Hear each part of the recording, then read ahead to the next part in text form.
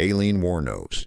She's one of the most studied female killers in American criminal history, and her case remains one of the most debated, not because the facts are unclear, but because the context surrounding them is so deeply complicated. Wuornos grew up in circumstances that no child should survive, abandoned by her parents, subjected to abuse at home, and living on her own from her early teens. By the time she was working as a roadside prostitute in Florida in the late 1980s, she was already a person who had spent her entire life in survival mode. Between 1989 and 1990, she shot and killed 7 men, all clients she claimed had attacked or threatened her first. Law enforcement and prosecutors argued she was a predatory killer who fabricated self-defense claims after the fact. Her supporters argued she was a deeply traumatized woman who finally fought back against a pattern of violence that had defined her entire life. The truth is likely somewhere between those two positions and more uncomfortable than either. She was convicted and sentenced to death, waived her appeals, and was executed by lethal injection on October 9, 2002. She was 46 years old. The debate about who Aileen Wuornos actually was has never fully settled, which is probably the most honest thing that can be said about her.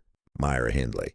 Myra Hindley is remembered in Britain as one of the most reviled figures in the country's criminal history, and the photograph taken of her at the time of her arrest, blank-eyed, bleached hair, expression utterly empty, became one of the most reproduced images of the 20th century, a face that came to represent something people struggled to name. Between 1963 and 1965, Hindley and her partner Ian Brady abducted and murdered 5 children in and around Manchester, bearing several of the victims on Saddleworth Moor. The crimes became known as the Moors murders. What made Hindley's case particularly difficult for the public to process was not just the nature of the crimes, but her role in them. She lured the children, gained their trust, and participated in their deaths alongside Brady. She spent the rest of her life in prison arguing that she had been dominated and manipulated by Brady, that she had been a young woman in the grip of an obsessive relationship with a man who had systematically dismantled her moral reasoning. Some criminologists found that argument credible. Most of the victims' families did not. She died in prison in November 2002 at the age of 60, having been denied parole repeatedly. Brady outlived her by 15 years, dying in a secure psychiatric facility in 2017, still refusing to disclose the location of one remaining victim, Elizabeth Bathory.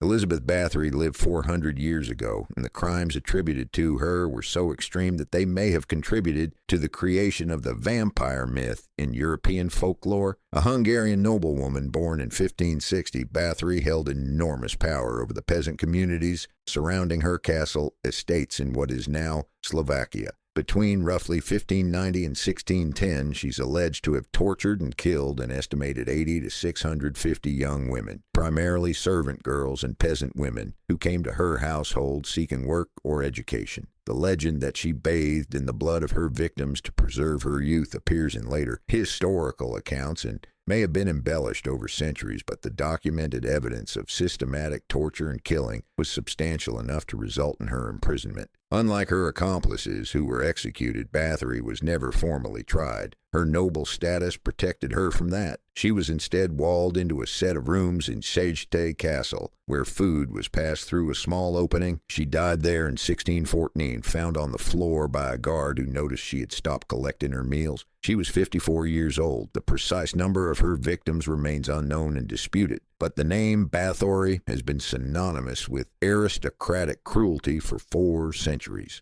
Nanny Doss.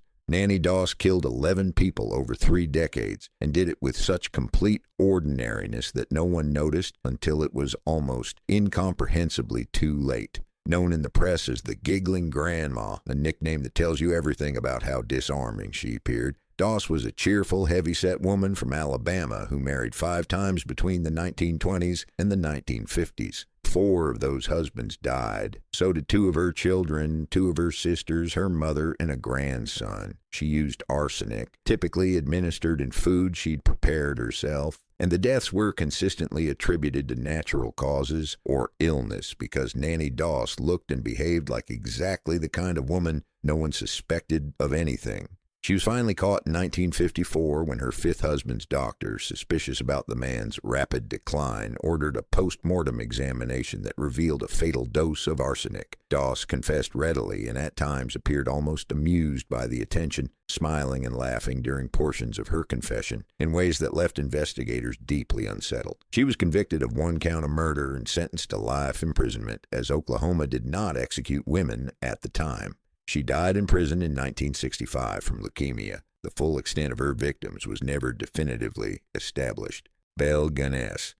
Belle Gunness may be the most prolific female killer in American history, though the precise number of her victims will never be known because she almost certainly engineered her own disappearance before anyone could count them. A Norwegian immigrant who settled in Indiana in the late 1800s, Gunness lost two husbands to suspicious circumstances and collected life insurance payments on both. She then began advertising in Norwegian-language newspapers across the Midwest, placing personal ads seeking wealthy suitors interested in marriage. Men responded, traveled to her farm in LaPorte, Indiana, and were never seen again. When the farm burned down in April 1908, investigators found the bodies of her children and a headless woman initially identified as Gunness herself. But the body's dimensions did not match hers, and the head was never found. Excavations of the farm property uncovered the dismembered remains of at least 10 victims, with some estimates placing the total as high as 40. Gunness was never caught. Reported sightings came in for decades, from Chicago, from California, from Mississippi, but nothing was ever confirmed. She remains one of American history's most extraordinary cold cases. A woman who built a killing operation in a farmhouse, collected the proceeds, and then vanished completely when the walls began closing in. Dorothea Puente.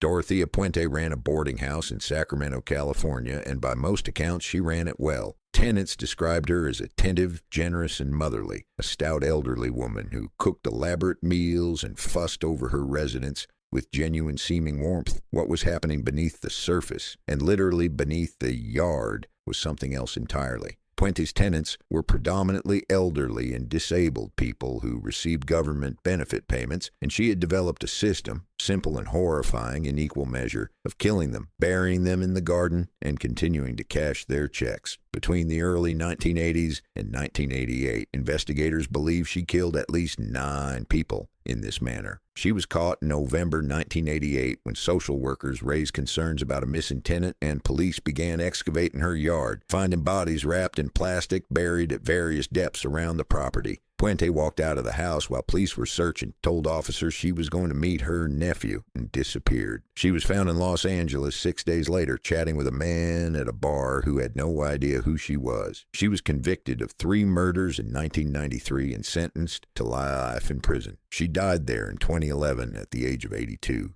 Griselda Blanco. Griselda Blanco operated in a world almost entirely dominated by men and became more feared than most of them. Before Pablo Escobar made Medellin synonymous with the cocaine trade, before the Cali cartel consolidated power, Blanco was already building the smuggling infrastructure that would make the American cocaine market a mass market enterprise in the 1970s. She established distribution networks between Colombia and Miami at a time when no such networks existed at scale, and she maintained them through violence so deliberate and systematic that she is credited with pioneering the use of motorcycle assassins, a method that became standard across the Colombian underworld for decades. She ordered the killings of rivals, business partners, and at least one former husband, and is believed to have been responsible for dozens of murders across Miami during a period of cartel warfare so brutal the city's medical examiner had to purchase a refrigerated truck to handle the overflow of bodies. She was arrested in 1985, convicted on federal drug charges, and spent nearly 2 decades in American prison before being deported to Colombia in 2004. She lived quietly in Medellin for 8 years, until September 3, 2012, when a motorcycle assassin shot her once in the head outside a butcher shop. She was 69 years old. The method she had pioneered killed her. Leonarda Cianciulli. Leonarda Cianciulli is not as widely known outside Italy as the others on this list, which is remarkable given that what she did was among the most disturbing things documented in 20th century criminal history. Operating in the small town of Correggio in northern Italy between 1939 and 1940, Cianciulli killed 3 women, neighbors, and acquaintances she had befriended over time, and then processed their bodies in ways that placed her in a category almost entirely her own. She dissolved portions of the remains in caustic soda, rendered other portions into a waxy substance, and used that material to make soap and tea cakes, which she distributed to neighbors and served to guests. She confessed to everything after her arrest with a calm and thoroughness that suggested she felt no need to minimize what she had done. Her stated motivation was equally disturbing. She believed the killings were necessary sacrifices to protect her son, who was about to be sent to fight in World War II.